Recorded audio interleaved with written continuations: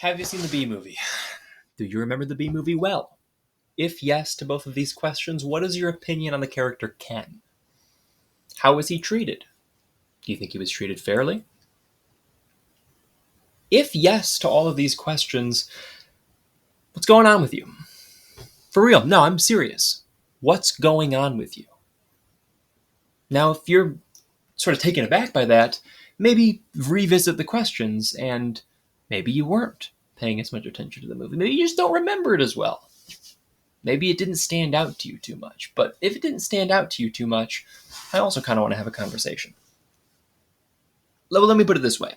The Villains Wiki, the Wikipedia page dedicated to cataloging villains from various forms of media, has him listed, bada bing, bada boom, as an evil-doer. Let me revisit those original questions. Have you seen the Bee Movie? Do you remember the Bee Movie? Do you think Ken deserves to be labeled an evildoer? If yes to all three, what's going on with you? I have questions. And I don't think you have very many answers. Because I think it's indefensible. It's indefensible treating Ken this way. And we're going to talk about it. We're going to get into it. Now, I'm many things, but I'm no fool. I know exactly what the anti-Ken crowd's argument is going to be in favor of him being an evildoer. I know exactly what it's going to be before they even make it. I'm not stupid. They're going to say, oh, Ken tried to kill the bee. And this is where they think they had the gotcha. The bee was sentient. It was speaking. Do you feel smart? You feel smart? That's it. That's your defense of Ken. The bee was sentient. Now, okay. If we're going by in-world logic, I understand why you would reach that conclusion. Ken, evildoer, tried to kill bee. Bee clearly sentient. Bee speaks. Now, I think we need, in order to have a fair conversation, we need to sort of bring this to the real world. And I'm not going to, I could be very unfair and I could say a bee can't talk. These people are crazy. That would be me being unfair. I wouldn't do that. You, if you're anti-Ken, you're probably doing that to me right now, but I'm not going to do that to you because I'm a little bit better than you. I'll be fair. We'll meet in the middle. Let's say there's an insect and you are able to not communicate with it. It's not speaking to you, but you can sort of get the sense that you understand its motivations, feelings, and you empathize with that insect. I get it. I get why someone would be hurt if you've made that sort of connection with an insect and they try to kill. I understand that. But in the movie, it seems as though the wife of Ken has done more than just make a connection with this insect. Now, I don't like to admit it, but I gotta admit it. Ken's wife emotionally connects with the bee more than she does her husband. Hate to say it, that's just the reality. But it doesn't end there. Because take a look at this. Look at the way she's looking at the bee. Look at the way she's looking at the bee. Look at poor Ken there. Imagine you walk in. No, imagine you're the bee. You're the bee. You're having some wine at a woman's house. She's married, husband's at work, and she's looking at you across the table like that. You know what you're going to do. Except if you've seen the Bee Movie, in which case you know that she's got a thing for insects. That's weird. So no, you wouldn't do that. I mean, if you didn't know that, maybe, I'm not going to say it because it's a cartoon, but if a woman's looking at you like that, her husband's at work, you guys are sitting there drinking wine, getting along, and you connect emotionally very well. You understand what's going on. You do. So why are we pretending that that's not happening with the bee? Why are we pretending that this woman has a little bit too strange of a connection. Now, I know what I'm saying is not new. I'm sure of it. I'm sure what I'm saying is not new. Oh, it's weird the relationship the woman had with the bee, but this is a minor point. Take a look at this from the Villains Wiki. So this scene really does a lot to try to paint Ken as an evil guy. In fact, like I just said, the Villains Wiki, boom, shows him. Wait, do I normally lean this way for pictures, or do I lean? I'm putting them both here. Double Ken's evil stare right here. Okay. That does look like a pretty evil stare, right? I mean, he is an evil-doer on the Villains Wiki, right? Makes sense that he'd have an evil stare. But what's the context surrounding that scene? Oh, it's him walking in on his wife doing who knows what with a bee. Seems pretty relevant. So far, has Ken done anything wrong? Let's keep a has Ken done anything wrong counter. Boom, 0. Ken has done 0 things wrong. Next instance. All right, Ken haters. This is the part you've been waiting for. This is your big smoking gun. Ken tries to kill the bee. Okay. Now, I can see how this propaganda would be fairly convincing in terms of getting the majority of people to, at this point in the movie, dislike Ken. Ken is now public enemy number 1. We hate Ken. We are hoping the worst for Ken. But are we? Are we? I'm going to be fair again. Remember how I said I was going to be fair by not using strictly in real world logic? And instead I'm going to use half movie logic, half real life logic. I'm being fair. I'm going to be fair with this one too. I'm going to say that 90% of people, when they see a bug, that squash it. 10% of people will cup it and try to release it.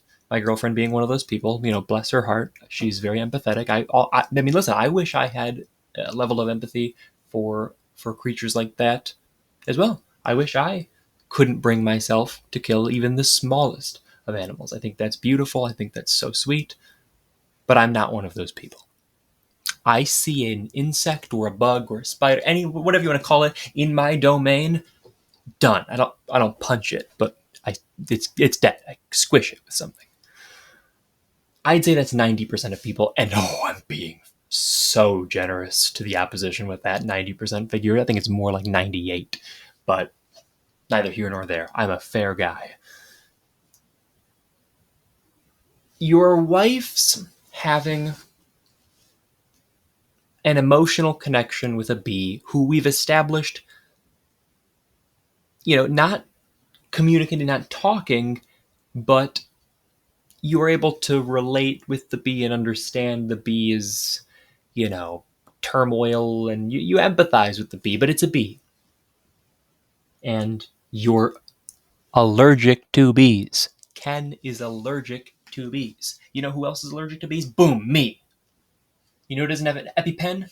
Boom, me. You know who needs to get an EpiPen? I need to get an EpiPen. I'll do it sometime. Haven't. Maybe Ken suffers from the same problem. A little bit of a put things off to the side syndrome. Maybe he hasn't gotten his EpiPen, and maybe he's concerned about the bee being in the home. Now, the wife may not agree with killing it. Same with me and my girlfriend. I'll go and kill a bug. She doesn't want me to kill the bug. And bless her heart for it. It's one of the things I love about her. But if I do kill the bug, she doesn't hate me. I'm not a bad guy. Neither is anyone else that kills a bug. And that's the same logic we have to apply to Ken. Your wife has a special bond with this bee. I'm just trying to imagine. I'm trying to imagine my partner has a special relationship with an insect. She loves the insect. She seems to connect with it. Again, we're not going by movie logic where they're talking and they're sort of having this weird, flirtatious, almost I want to fuck you relationship. No, this is half movie, half real life. Keep that in mind. So my partner, I'm just imagining, has a connection with a bug, an insect. can't speak to it, obviously, but like, oh, I empathize with it. It wants to do, whatever its bugly duties are, and you get some sort of, you can relate to it in some way. Now I'm just imagining I'm like, she comes home one day and I've killed that bug. She'd probably be like, why would you kill the bug? If I said I was allergic to the bug, didn't want it in the home, probably be like, oh, you could have set it free, you could have done any number of things, probably wouldn't have been happy with me, but again, evil-doer is the criteria we are trying to meet if you are an anti-Ken person. Evil-doer. Because only an evil-doer would deserve the fate of Ken by the end of the movie, and we're going to get there. So, okay, how many things has Ken done wrong? 0.5. 0.5. If that. Because he didn't kill the bee. But 0.5, okay? You know what? Fair enough. I'm so generous here. I'm so generous. Realistically, he's done nothing wrong, but I'm giving you 0.5, and I'm going to say, yeah, come on. Your wife likes the bee. Don't kill it. Don't kill it. But he tries to kill it. And another very interesting point comes up, which sort of gives you a little bit of a window into Ken's mental state and Ken's character as a whole. Hey, Ken haters, you're going to love this one. I'm being sarcastic. What is Ken like as a character? Hardworking, handsome, athletic, saw him playing tennis. Passionate, voiced by the same guy who does Kronk in Emperor's New Groove. Of course he's going to be passionate. Those are great qualities. Those are great qualities to have in someone. But unfortunately, because the movie and the writers want you to not like Ken, they haven't given him much depth. There's nothing much there beyond that. You don't really know Ken as a person. What's he like? What's his personality like?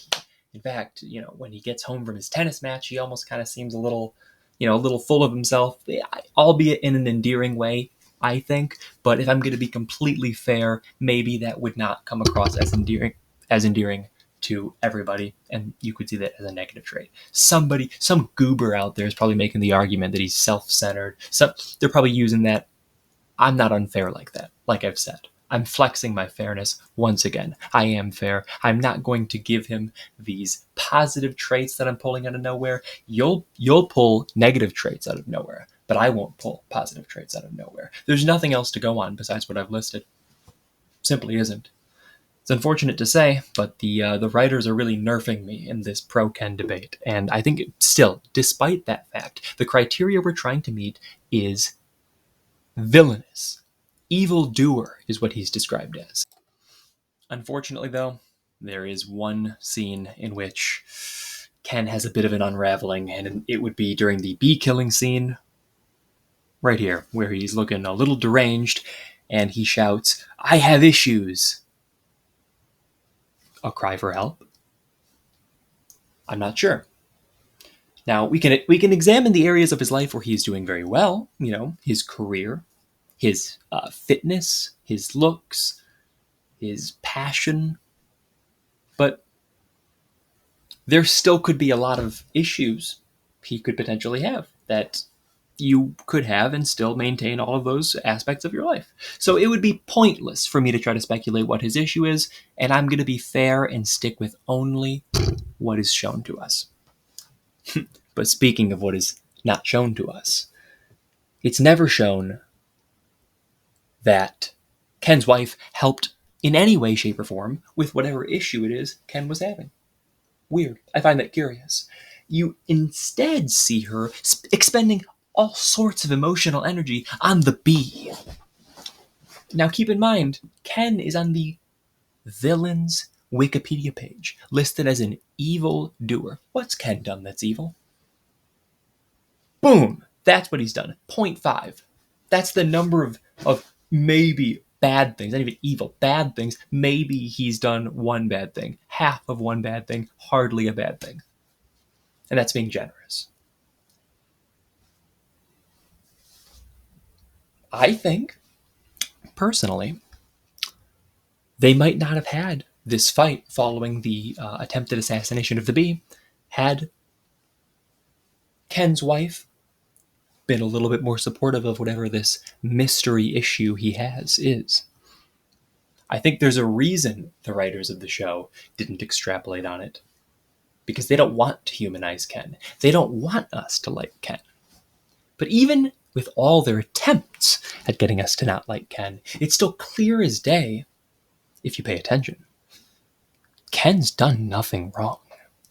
In fact, they almost slipped up by saying, or by adding the line in which Ken declares that he has issues. I think you can get through it, Ken. Maybe if you had a little support. But the bee doesn't want to be a worker bee. He wants to collect pollen. Boo-hoo. You know how long bees live? She's the worst. Now, I shouldn't throw Ken's wife under the bus too much. There could be scenes where, years prior, where she's been trying to help him with whatever issue this is, and it hasn't gone well. And in fact, it's created a toxic situation in their home, in their relationship. But since that is not seen, since that is never shown, and I'm fair, that means we can assume it just didn't happen, and that she's never helped him with this declared issue during the attempted bee assassination. So they have the fight. Ken storms off. And that would be the last we see of Ken until we eventually learn of his fate. And I guess let's find out what happened to Ken and whether or not he deserved it. Okay. What happened to Ken? What happened to Ken? Did he deserve it? Whatever happens, is he going to deserve it? Well, let's start by just slapping up the Ken bad things counter right now and just really take a good look at the 0.5 things he did wrong. That would be gone through his whole appearances throughout the movie. That's what we've come up with, and that's me being generous. I really, if it were up to me, I mean, it is up to me, but I'm too fair for my own good. I don't think he did anything wrong, but I'll grant it to you. He did 0.5 things wrong. Maybe one bad thing. Not evil thing. No, not villainous thing. Maybe half a bad thing. I just really want to sell that. Really keep that in mind. Keep this number in mind as we proceed into what ends up happening to Ken. And also, take a look at his page on the Wikipedia of villains. Look at the picture they chose over the evil-doer. It says he's manipulative, under powers. When was Ken manipulative throughout the movie? Who was he manipulating? In fact, Ken's the one who's been manipulated. Ken is the one who's been gaslit. Might have used that word incorrectly, actually. Don't remember the movie well enough to make that assertion. I'm too fair. Take back the gaslight. He's been manipulated. We'll just leave it at that. But Ken manipulating others? Enough to put it on his list of powers as an evildoer? Oh, there is some Ken propaganda out there, and it is important that you all arm yourselves with knowledge.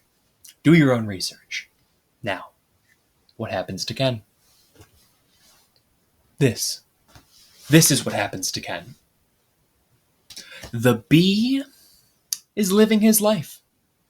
Yep, walks by the store. Oh, Vanessa, I didn't know the wife's name. I have referred to her as his wife the whole video. Just read it.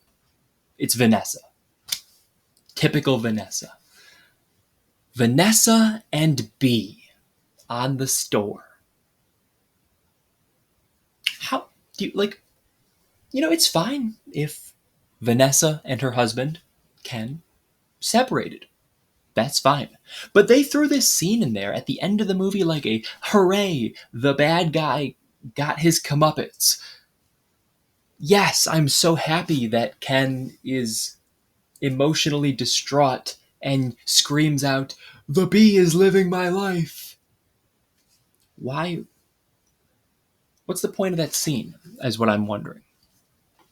It was supposed to be a happy ending. I'm not rooting for the bee, but it was supposed to be. That was the intention. It was supposed to be a happy ending. Yet for some reason, we need to see Ken, who has probably not done anything wrong. We just get to see him upset and his life destroyed. Why? Why do we want to see that?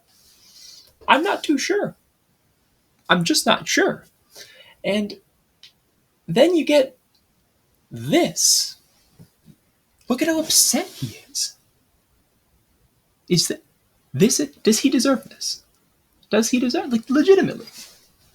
Does he deserve this?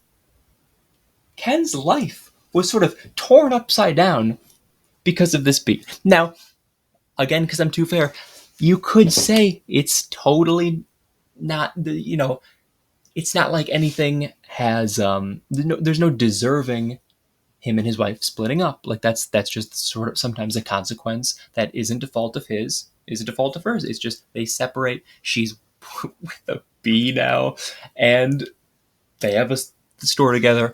But why throw this in at the end of a supposedly happy ending? I feel like you could have had the bee movie without the husband, without Ken. I feel like Ken should have been living his own life away from these absolute psychopaths, is what I think. Because Ken didn't deserve this. Ken didn't deserve this. What I think Ken doesn't deserve specifically is how the writers treated him, honestly. It's how the writers treated him. They could have made Ken, at that last scene where they get into a fight and he storms off, Ken, if he was never shown again, I'd be fine. I wouldn't be making this video. Because you know what I would be assuming? You know what my headcanon would be? Is that Ken is living his best life. But no, instead the movie's like, hey, by the way, that guy who really didn't do anything wrong, we're going to just make sure you see that he's doing really poorly. He is sad, he's heartbroken, he's crushed, he's emotionally distressed. Happy ending, yeah. I'm glad we're showing this. If you let's go back to the original questions. Do you think Ken did anything wrong? Boom. That's how many things he did wrong. Have you seen B Movie? Yes. Do you remember B Movie well? Well enough. Oh, you do? Do you think Ken deserved what happened to him? If you do, you're just as bad as Vanessa. You're a psychopath. You're a maniac. You're a bad person. You're the villain. You're the evildoer. Good night.